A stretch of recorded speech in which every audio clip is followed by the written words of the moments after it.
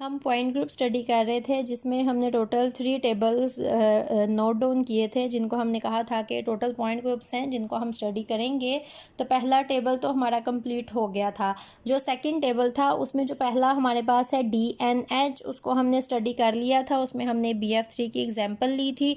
हमने देखा कि हमारे पास CN होगा, NC2 होंगे, N सिग्मा V होंगे, N सिग्मा H होंगे। तो हमारे पास C3 था, 3C2 था प्लस 3 सिग्मा V और सिग्मा H हमारे पास प्रेजेंट है। तो ये DNH की एग्जांपल आती है। अगर मैं इसका पॉइंट ग्रुप लिखूं तो वो मेरे पास आएगा D3H, ये मेरे पास आ जाता है इसका पॉइंट ग्रुप।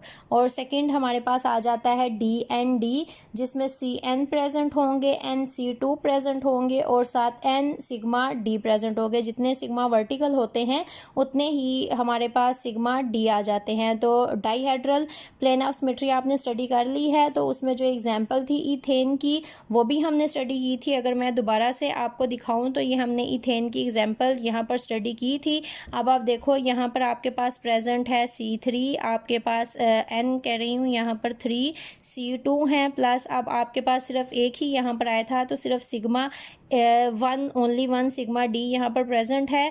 तो जब आपके पास एक से ज़्यादा C2 आ जाते हैं तो फिर हम C का वर्ड ये नहीं यूज़ करते, फिर हम D यूज़ करते हैं। तो ये आ जाएगा D3D, तब इसका पॉइंट ग्रुप आपके पास आ जाएगा इस तरह से। तो अब ये जो सेकंड था हमारे पास, इसको भी हमने स्टडी कर लिया है। अब हमारे पास आता है DN, ये वो होगा जिसमें कोई भी प्लेन प्रेजेंट नहीं होगा, इसमें सिर्फ एक्सिस ऑफ सिमेट्री प्रेजेंट होंगे। या सिंपली कहें, अगर आपके पास कोई ऐसा मॉलिक्यूल आ जाता है पेपर में और कहा जाता है इसका पॉइंट ग्रुप कैलकुलेट करें और उसके अंदर सिर्फ एक्सिस ऑफ सिमेट्री हैं, उसमें कोई भी प्लेन नहीं है, तो वो आपके पास DN में आएगा। एक एग्जाम्पल यहाँ पर लिखी हुई है, ये आप देख सकते हो। कोबाल्ट है, साथ हमने एक जो जिनको हम लिगेंड्स कहते हैं, बेसिकली ये कोऑर्डिनेशन कंपाउंड है। तो हम इसको ड्रा करेंगे और देखेंगे कि किस तरह से यहाँ पर हमारे पास कोई भी प्लेन प्रेजेंट नहीं होता।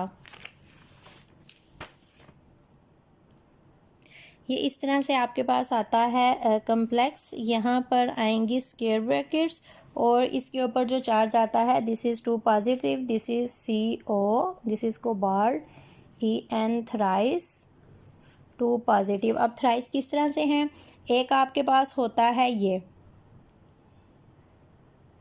दूसरा आपके पास ये है और तीसरा आपके पास है ये आपको अब EN पता है किसके लिए है, उस डिटेल में नहीं जाएंगे। ये यहाँ पर मैंने ओपन करके आपके सामने लिख दिया है। अब आप इसको अगर देखो तो प्रोमिनेंट जो चीज़ें आपको नज़र आएंगी वो ये हैं। ये देखें, एक ये है, एक ये है और एक ये है। मतलब सामने से अगर मैं देखूं तो ये मुझे देखने में इस तरह से लगेगा। और वैसे भी ये देखें ना, ये 3 है। तो अगर मैं इसको स्टडी करना चाहूं तो ये BF3 के साथ रिजेम्बलेंस किसी हद तक शो कर सकता है। जो बातें रिजेम्बलेंस कर रही हैं, जो नहीं कर रही उनको हम डिस्कस करेंगे और किस तरह से आप स्टडी कर सकते हो इनको, वो भी आप देखोगे। अब ये देखें, एक आपके पास ये लगा हुआ है कंपाउंड, एक कंपाउंड आपके पास ये है, एक कंपाउंड आपके पास ये है। अगर मैं यहाँ इसको इस तरह से प्रिंसिपल एक्सिस मानूं और मैं इसको इस तरह से मूव करवाऊं तो ये देखें, ये मूव करके यहाँ पर आ जाएगा, ये मूव करके यहाँ पर आ जाएगा और ये मूव करके देखें, इसने मूव करके इधर आ जाना है, इसने मूव करके इधर चले जाना है। इन्होंने एक दूसरे को इस तरह से यहाँ पर और यहाँ पर। तो सबसे पहली बात, यहाँ पर मेरे पास प्रेजेंट है C3 एक्सिस। अब दूसरी चीज़ ये देखें, अगर इसको मैं एक्सिस ऑफ सिमेट्री मानूं, ये बैक पोजीशन पे है, ये फ्रंट पोजीशन पे है, ये भी बैक पोजीशन पे है, ये फ्रंट पोजीशन पे है। तो जब मैं इनको 180 पे रोटेट करवाऊंगी इस तरह से, तो ये वापस से अपनी पोजीशन ले लेंगे। जो इनकी पोजीशन है ये उस पोजीशन को दोबारा से ले लेंगे। अगर ये एक्सिस लें तो ये एक्सिस पे आ जाते हैं, तो ये मूव नहीं करेंगे। ये वाले इस तरह से हमारे पास मूव कर सकते हैं और ये जब मूव करेंगे तो ये हमारे पास यहाँ पर आ जाता है C2। और अगर एक C2 आ जाता है तो इसका मतलब है कि यहाँ पर 3C2 हमारे पास प्रेजेंट हैं। तो ये हमारे पास हो गया एक्सिस ऑफ सिमेट्री। अगर हम यहाँ पर प्लेन ऑफ सिमेट्री देखें तो अब ये देखें, अगर मैं यहाँ पर इस तरह से मिरर रखूँ तो आमने सामने रिफ्लेक्शन हमें तब नज़र आना था जब इन्होंने यहाँ पर प्लेन में होना था। ये दोनों नीचे की तरफ इस तरह से लगे हुए हैं और दो इस तरह से ऊपर की पोजीशन पे लगे हुए हैं। तो अगर इनका हम रिफ्लेक्शन देखें तो जो प्लेन में नहीं होते उनका रिफ्लेक्शन हमें नज़र नहीं आता। और अगर मैं इनको इस तरह से काटने की कोशिश करूं तो ये इस तरह से भी कट नहीं होगा। हमने ये बात पहले भी बहुत दफ़ा डिस्कस कर ली है कि इस तरह से हम सिर्फ उन स्ट्रक्चर्स को कट कर सकते हैं जो प्लेन में प्रेजेंट होते हैं। जब हमने H3PO4 को स्टडी किया था तो वहाँ पर भी हमारे पास ये वाला प्लेन प्रेजेंट नहीं था, और वो प्लेन इसीलिए प्रेजेंट नहीं था क्योंकि वो प्लेनर नहीं थे, वो अपर और लोअर पोजीशन पे प्रेजेंट थे। तो जब अपर और लोअर पोजीशन पे प्रेजेंट होते हैं और वो प्लेनर नहीं होते तो फिर उनको इस तरह से कट नहीं किया जा। ये एक्चुअली किस तरह से होता है अगर मैं आपको दिखाऊं तो ये देखें, ये आपको नज़र आ रही है सेंटर में, यहाँ पर कोबाल्ट है, यहाँ पर नाइट्रोजन, यहाँ पर नाइट्रोजन है, यहाँ पर नाइट्रोजन है, यहाँ पर नाइट्रोजन है। एक नाइट्रोजन ऊपर की तरफ है और एक नाइट्रोजन नीचे की तरफ है, जिन्होंने इस तरह से रिंग बनाए हुए हैं इनके साथ। अब अगर आप इनको देखो तो ये जो अपर और लोअर पोजीशन हम कह रहे हैं ये इस तरह से हमें चारों साइडों में नज़र आएंगे, एक ऊपर की तरफ और एक हमें नीचे की तरफ नज़र आएगा, बाकी हमारे पास प्लेनर हमें नज़र आएंगे। लेकिन जब हम कट करेंगे तो जो अपर का रिंग है और लोअर का रिंग है उनकी डायरेक्शन अलग अलग हो जाती हैं। मतलब अगर हम कहते हैं कि एक का रिंग इस तरफ है तो दूसरे का रिंग इस तरफ है, तो जब हम उनका रिफ्लेक्शन देखेंगे तो वो रिफ्लेक्शन में एक दूसरे के रिफ्लेक्शन में नज़र नहीं आएंगे। तो ये प्लेनर नहीं है, तो इसलिए हम इसको इस तरह से कट नहीं कर सकते। और अगर मैं इसको इस तरह से कट करूँ तो अब ये देखें, ये तो मेरे पास दोनों अपर पोजीशन पे हैं और ये दोनों लोअर पोजीशन पे हैं। तो अगर मैं सेंटर से इसको काटती हूँ तो ऊपर वाले अपना इमेज नहीं देख सकते। मतलब अगर वो अपर पोजीशन पे, ये भी अपर पोजीशन पे होता और ये भी अपर पोजीशन पे होता, तो अगर मैं इसको जिस तरह ये है, अगर मैं इसको कट कर रही हूँ तो अपर एक दूसरे को देख सकते हैं। ये देखें, अब ये और ये एक दूसरे को देख सकते हैं, लेकिन ये जो यहाँ पर रिंग है और यहाँ पर रिंग है इनका रिफ्लेक्शन यहाँ पर नहीं आएगा, और ये जो यहाँ पर रिंग है इसका रिफ्लेक्शन यहाँ पर नहीं आएगा। तो इसलिए हम इसको इस तरह से कट नहीं कर सकते। अब जब यहाँ पर हम इसको कट करते हैं तो रिंग तो हमें नज़र आ जाएंगे, लेकिन जो अपर हैं उनके सामने अपर पोजीशन खाली है और जो लोअर हैं उनके सामने लोअर पोजीशन खाली है। तो इस तरह से यहाँ पर हमारे पास कोई भी प्लेन प्रेजेंट नहीं है। तो जब हम इसका लिखते हैं पॉइंट ग्रुप तो ये हमारे पास आता है D3, जस्ट इतना ही आएगा। अब यहाँ पर डी का वर्ड क्यों यूज़ किया है, क्योंकि जब एक से ज़्यादा C2 प्रेजेंट होते हैं तो फिर हम C नहीं यूज़ करते, फिर हम D यूज़ करते हैं। तो ये जो हम स्टडी कर रहे थे हमारा टेबल सेकंड, उसको हमने कवर किया। अब ये देखें यहाँ पर सिर्फ CN होता है और NC2 होते हैं, तो ये टेबल भी हमारा हो गया कवर। अब हमारे पास लास्ट हमारा टेबल रह जाता है, जिसमें इसको अभी हम डिस्कस नहीं करेंगे, इसको बाद के लिए रख लेते हैं। बाकी ये जो दो हमारे पास हैं इन दोनों को करते हैं डिस्कस। ये हमारे पास कब सिचुएशन होती है। पहली चीज़ तो बहुत आसान है, ये देखें C1 इज इक्वल E। ये सिचुएशन हमारे पास कब आती है? ये सिचुएशन हमारे पास तब आती है जब हमारे पास कोई ऐसा मॉलिक्यूल आता है जिसके अंदर ना ही कोई एक्सिस प्रेजेंट होगा ना ही कोई प्लेन प्रेजेंट होगा। तो फिर हम कहते हैं कि जो उसका पॉइंट ग्रुप है हमारे पास, वो उसका पॉइंट ग्रुप हमारे पास आ जाता है E। अब ये हमारे पास कब होगा? अगर हम इसकी एक एग्जाम्पल लें एक्सप्लेन करने के लिए, तो ये देखें, अगर मैं जनरल लिखूं तो A B C D E, जब हमारे पास इस तरह से जो चार ग्रुप लगे हैं या जितने भी ग्रुप लगे होते हैं वो 3 हो या 4 हो, पॉइंट ग्रुप की बात जब हम इनकी एग्जांपल्स को डिस्कस करेंगे, प्रैक्टिस करेंगे, तब ये ज़्यादा आपको समझ आएगी। जब हमारे पास सारे के सारे ग्रुप डिफरेंट होते हैं, तो अब यहाँ पर अगर मैं इसका एक्सिस ऑफ सिमेट्री देखूँ तो सबसे पहले तो अब ये देखें, ये जो हैं ये प्लेन में ही नहीं है, ये लोअर पोजीशन पे है, ये अपर पोजीशन पे है।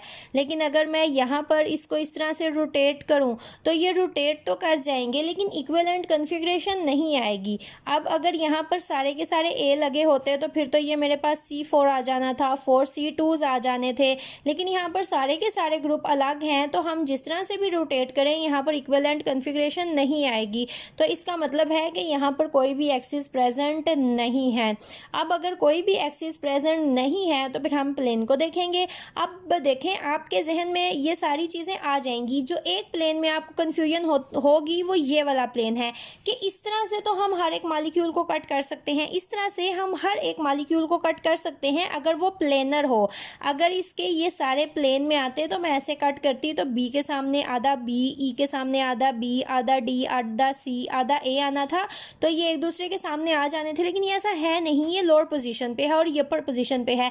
तो जब हम कट करेंगे तो बी और ई जो प्लेन में है और ए, ये तीनों तो कट हो जाएंगे, डी नीचे ऐसे ही रह जाएगा और सी जो ऊपर है वो ऐसे ही रह जाएगा। तो इसलिए यहाँ पर कोई भी प्लेन नहीं है, तो हम इसको C1 कह देते हैं, जो कि इक्वल होता है ई के। अब ई क्या है? ई हमेशा तब लिखा जाता है जब भी रोटेशन दी जाती है 360 की।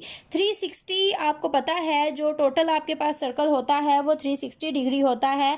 मतलब अगर बी को मैं 360 रोटेट करूं तो ये देखें, यहाँ से लेके जब यहाँ तक मैंने रोटेट किया तो ये हो गया 0 से 180।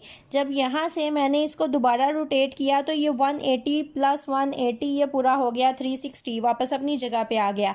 सी को पूरा रोटेट करें, डी को, ई को, जब हम किसी भी चीज़ को टोटल 360 रोटेशन देते हैं तो वापस अपनी ही जगह पे आ जाती है और वही कन्फिग्रेशन आ जाती है, तो उसको कहा जाता है ई। अब ई किस में होता है? हर एक मॉलिक्यूल के अंदर ई प्रेजेंट होता ही होता है। जिसमें कोई चीज़ भी नहीं प्रेजेंट होती उसमें क्या हम कह देते हैं कि इसमें ई प्रेजेंट है, कि 360 पे जब हम रोटेशन देंगे तो वो तो पॉसिबल होगी ही होगी, क्योंकि एटम वापस अपनी जगह पे आ जाएंगे। तो ई हर एक के अंदर प्रेजेंट होता है, लेकिन लिखा बाकियों के पॉइंट ग्रुप हम कैलकुलेट कर सकते हैं तो हम उनको लिखते हैं।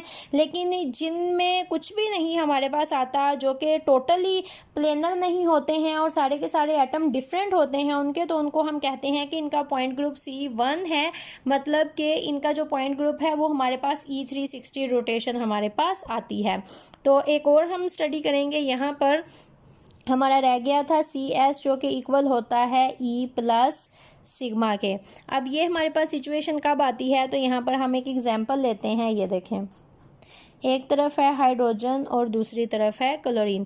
अब पहले हम यहाँ पर एक्सिस ऑफ सिमेट्री देखेंगे। अगर मैं यहाँ से ये वाला एक्सिस पास करवाऊँ तो ये इस तरह से रोटेट करेंगे तो इक्विवेलेंट कन्फिग्रेशन नहीं आएगी। हाइड्रोजन क्लोरीन की जगह आएगा और क्लोरीन हाइड्रोजन की जगह पे आएगा। जबकि हम जब रोटेशन देते हैं तो हम कहते हैं कि हाइड्रोजन को हाइड्रोजन की जगह पर आना चाहिए, मतलब कि इक्विवेलेंट कन्फिग्रेशन आनी चाहिए। तो ऐसा नहीं हो रहा, तो इसका मतलब है कि यहाँ पर एक्सिस ऑफ सिमेट्री प्रेजेंट नहीं। तो जब एक्सिस ऑफ सिमेट्री प्रेजेंट नहीं होता तो हम उसको ई कह देते हैं। कि मतलब अगर मैं Cl को 180 और फिर दोबारा से 180, मतलब यहाँ और फिर यहाँ 360 की रोटेशन देती हूँ तो ये वापस अपनी जगह पे आ जाएगा। इसी तरह से हाइड्रोजन को भी 360 की रोटेशन देती हूँ तो ये वापस अपनी जगह पे आ जाता है। इसको ई लिखा जाता है, मतलब तभी हमारे पास इक्विवेलेंट कन्फिग्रेशन बनेगी। अब अगर यहाँ पर हम प्लेन देखें तो ये वाला प्लेन, तो जब मैं इसको इस तरह से कट करूँगी तो ये हाइड्रोजन है और ये क्लोरीन है, तो ये एक दूसरे के मिरर इमेजेस नहीं बनते। लेकिन ये दोनों प्लेन में हैं, तो जो प्लेनर होते हैं जब हम इस तरह से उनको कट करते हैं तो वो कट हो जाते हैं। जो मैंने पहले भी कही थी बात कि जो भी प्लेनर होते हैं उनके अंदर कोई ना कोई प्लेन ज़रूर प्रेजेंट होता है। तो जब मैं इसको इस तरह से कट करूँगी तो यहाँ पर मेरे पास एक सिग्मा ज़रूर आएगा। अब हम ये नहीं कह सकते कि वो सिग्मा V है, सिग्मा D है या H है, क्योंकि सिग्मा V, D, H तभी डिसाइड होते हैं जब उनको देखा जाता है कि वो प्रिंसिपल एक्सिस के हॉरिजेंटल हैं, वर्टिकल हैं या फिर समथिंग एल्स फॉर डायहेड्रल। लेकिन यहाँ पर प्रिंसिपल एक्सिस ही नहीं है तो हम जस्ट यहाँ पर लिखते हैं सिग्मा।